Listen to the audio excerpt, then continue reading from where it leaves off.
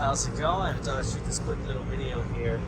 This is why you do pre-trip, post-trip, and the day trip inspections on your tractor and trailer, especially on the tires, because you never know what you may have picked up or what may have happened during the trip. So I'm stopped here at a truck stop here for the night, and I thought I would come over here and just do a quick little check of these tires. When I picked up this trailer, I thought the tires looked kind of questionable to begin with, but I went ahead and passed my inspection. But now coming back to it and actually getting a more in-depth look, you can see this tire here.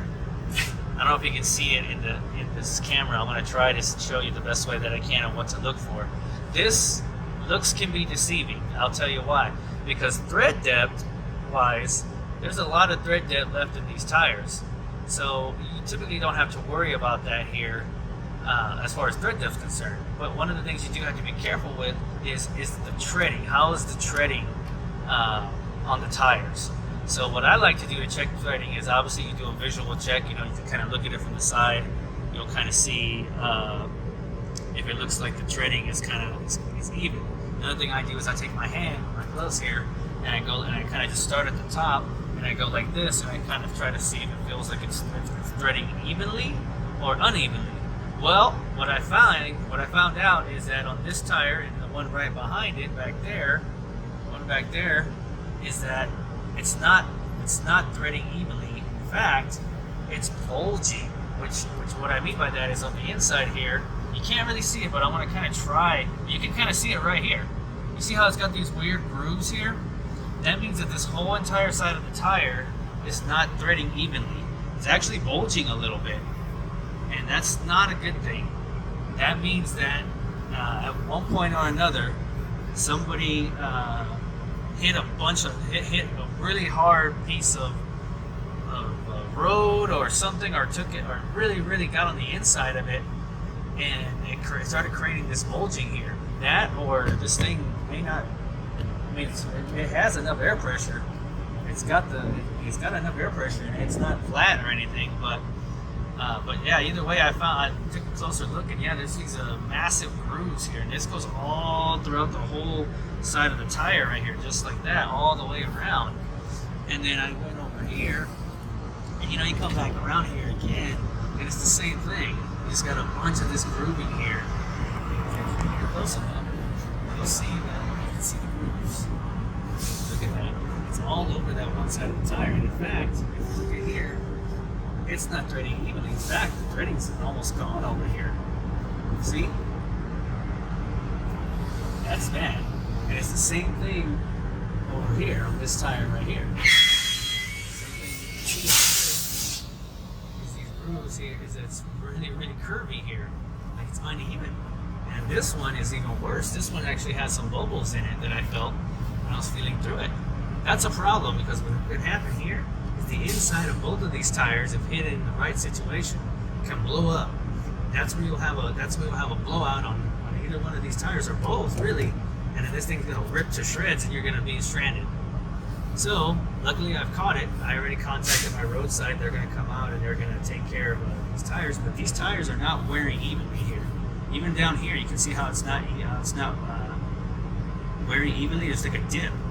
Usually, what causes those problems is bad road conditions. You hit a lot of potholes. You hit a lot of bumps and whatnot.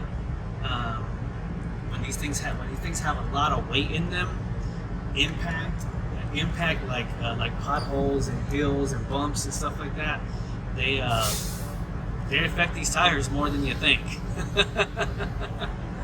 And the fact that it seems to be happening on the inside of both of these tires, that tells me that either somebody hit something on the inside, possibly on a turn.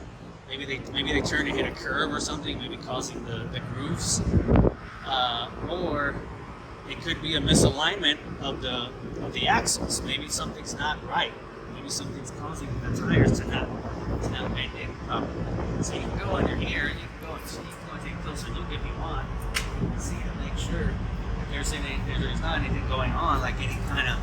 One thing you want to make sure is that you make sure that there's no big bulbs or anything, or big bubbles in the sidewall, that would indicate that there was a lot of hard impact, but it doesn't look like that from here.